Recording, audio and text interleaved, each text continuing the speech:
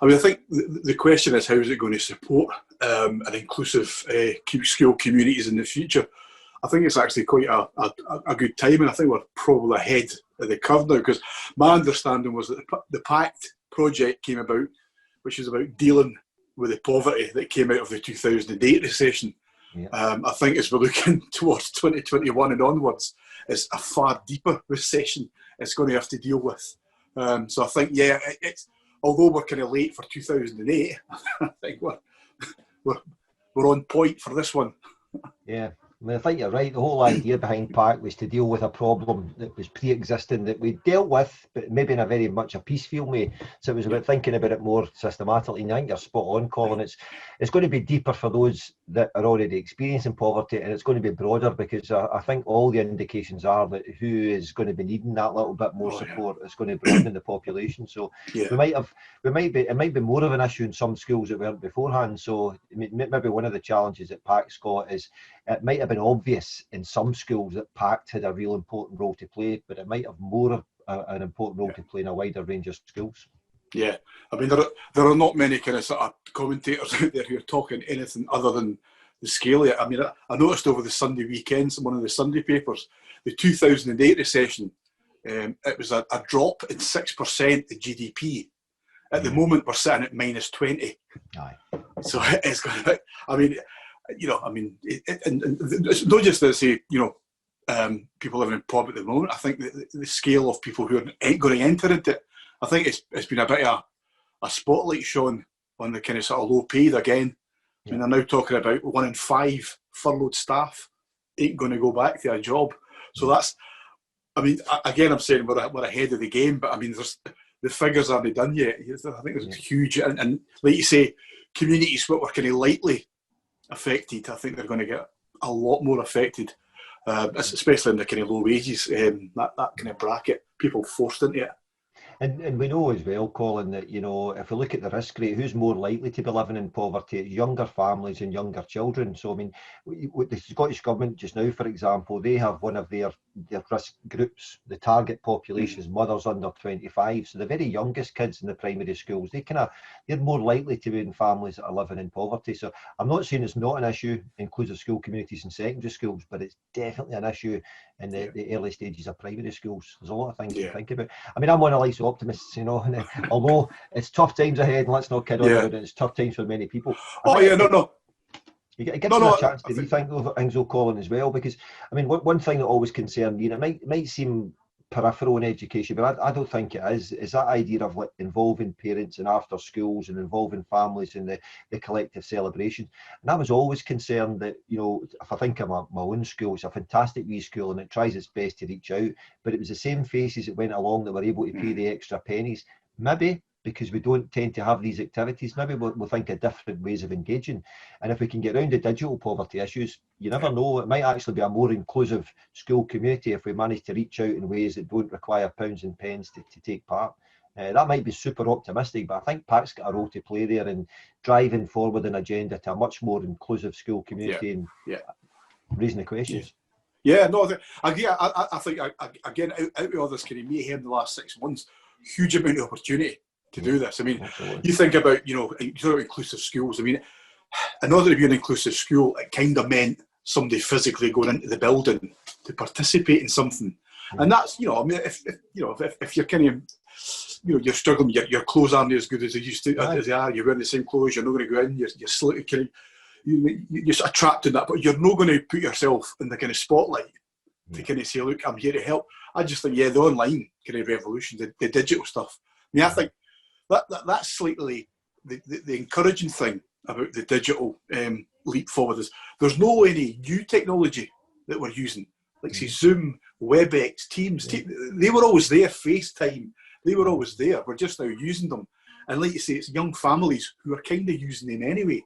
So I think I think in education we are pretty bad for trying to shoehorn communities into our way of thinking. I think we need to and I think PAC will give just a wee bit of kind of thought and power back to younger families can say, well, actually, I know how to do this. I can participate in this. So I think big opportunities.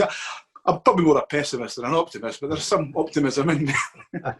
Between the two of us, Colin, we can get to the right place. We'll get to the right place. But no, I do think that, and you see it all the time at the school gates. You know what I mean? It's the same, like, the same kind of families. I think it's because they've not felt confident to be part of that kind of set. Yeah.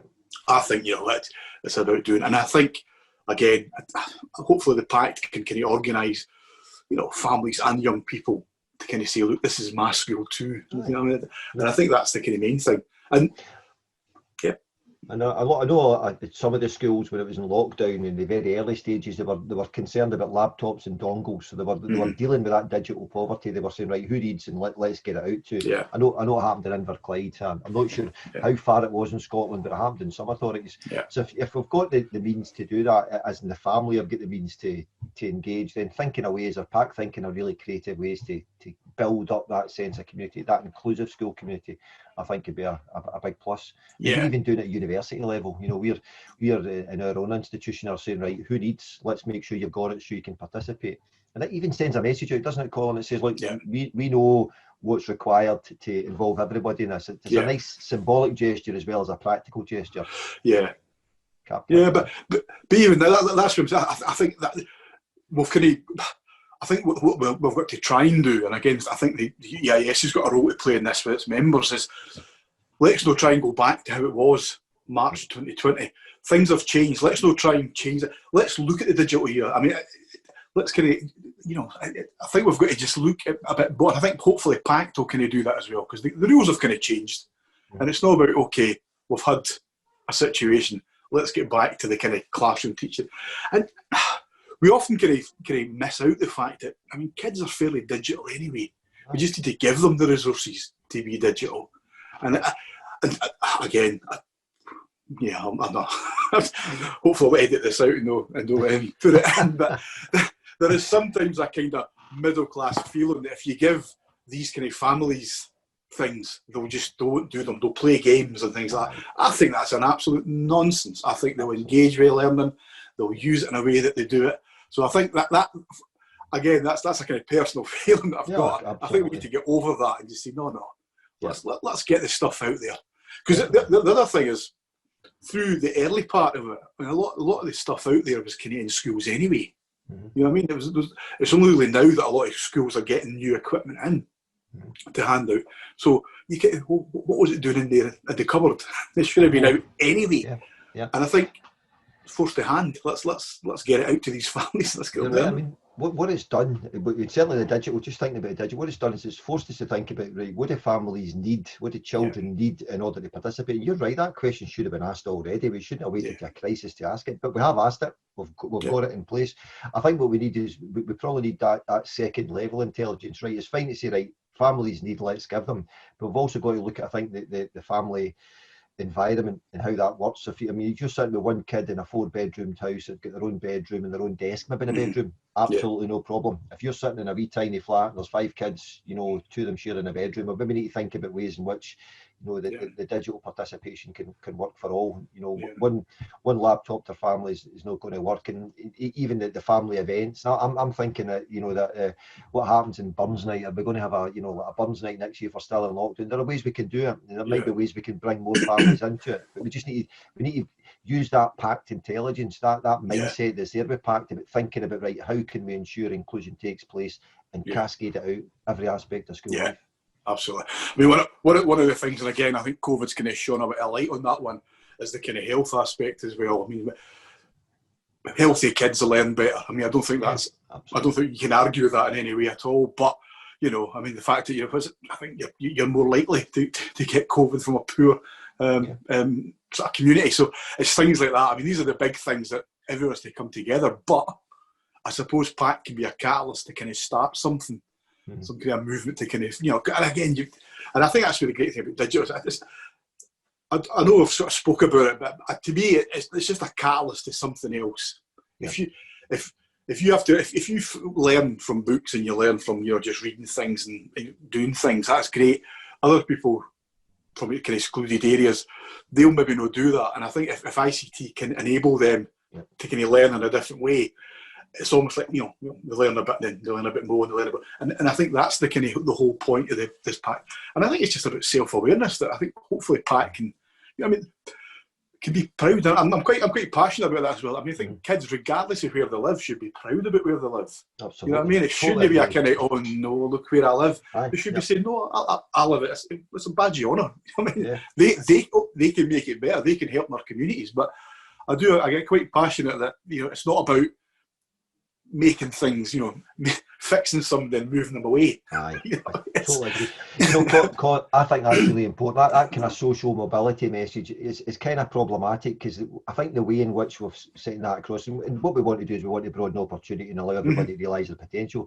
But we've done it with, and I'm not talking PACT here, I'm talking, you know, generally government in its broadest sense, social mobility, getting on. There's a hidden message about you're not good enough, and we need to rethink that, you know, and we need to deal with it head on. A wee bit of pride in who you are, I think, goes a long way. I mean, I grew up in what was an ordinary estate, and it was one actually that folk turned their nose down. I'd probably the wrong attitude, because I was an inverted snob. You know, I thought I was better than everybody else because I'm there. But there's something in that, you know, that wee sense of pride about who you're about, and take it forward. And I think we need to have an eye. We're going to get through this eventually, Colin. I think you're spot on. We don't want to go back to what was March 2020 and a better version of it. We need to, you know, open the eyes to new possibilities. So the kind of mindset, the positive mindset that's come about in these times, right? What do people need? How can we make sure it works better? I think we need to do that to all aspects of inclusion going forward. I mean, it strikes me that if you're in you know, I'm talking not personal experience me as a teacher, but second-hand experience from other teachers. A lot of time spent supporting a kid that's very demanding means there's less time for that parent to support other kids. And we want inclusive classrooms, but I think we need to, you know, wisen up to the cost of that, and we need to make sure it's properly resourced. So you're talking about the right assistants to help teachers, the right number of teachers to help challenging situations, the right class sizes in order to prosper. Because maybe that 5 or 10 minutes it's distracted, which is important that kid's in an inclusive environment. It's right that we do that, but we've got to recognise the cost, and we've got to resource it properly as well. Or we're never going to, you know, really deal with the potential of some kids in more challenging environments. No, it is bizarre. I mean, because I think it's the resource aspect as well. I mean, I think one of I mean, the sort of teacher number things, if you start reducing teacher numbers, that's less time you spend with people. You add to that the complications of kind of like exam results as well. Although that again, I mean, the whole COVID thing has shone many a light on things. I mean, the whole SQA, it basically it showed the society what's already been happening for the past 10, 15, 20 years. This always happens where, you know, kids from areas get downgraded if there's too many A's. Okay, we'll bump the kids from deprived areas. And, you know, people kind of went, they thought it was a one-off outrage. And it wasn't until they kind of realised that, I mean, what do you mean this happens all the time? You know, I was having to explain to people the bell, and they were going, really? Well, yeah, because it's normally done in sort of private. But now suddenly, so, I mean, again, it's one of those things I think, again, it's maybe the kind of the mentality that I have, but I don't think you can't pull people out of poverty. You know what I mean? You have to give them the stuff to create it themselves, to do things. And I think that's the same with these areas. You know what I mean? I think the kind of doctor knows best mentality. I mean, it's still there, but, you know, it's the middle class telling people how they should live their lives. We just give them the tools. And I suppose that encapsulates for the ICT. It's give them the materials, and they will create something. They'll create knowledge, and it'll spiral from there. And I think, and I think that's, again, blue sky thinking about the kind of PACT project. I mean, I think we've got to be kind of realistic, but I think we've got to start from somewhere, and you've just got to have that kind of. It's a respectful mindset you've got there, isn't it, Colin? It's you know, it's like understanding where people are. You're under your role as a facilitator, doing the right things to stop your practice becoming a problem. And inadvertently, maybe some of the things we've done have been making things worse, and it's been wise to that. So I think with what the very least PACT does is it opens people's eyes to the issues that we need to deal with. And then this ridiculously challenging time we're in now can be an opportunity if it gives us a chance to really challenge some of those habits that they were in. Or the under-resourcing that we were kind of aware of, but we never really, we wasn't to the fore. Now it is. No excuses going forward.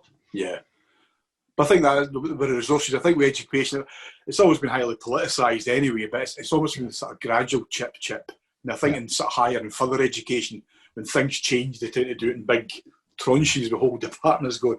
I think people don't particularly notice it in education because it is just, you know, it's salami slice here and there each year, your budget, and you don't really notice it until since. But again, like I say, there's been a kind of sort of a full stop or even a comma over the last 6 months to stop and pause and have a look at things. So I think the PACT, I mean, certainly I wouldn't wish it, but I think the timing is really good for this. Unfortunately, probably not as we first expected, which was to kind of repair the last few years, but actually to kind of look at the kind of where we're going to go in the next, well, they're now talking sort of 5-6 year period to do that. And I think, I think it's going to be great.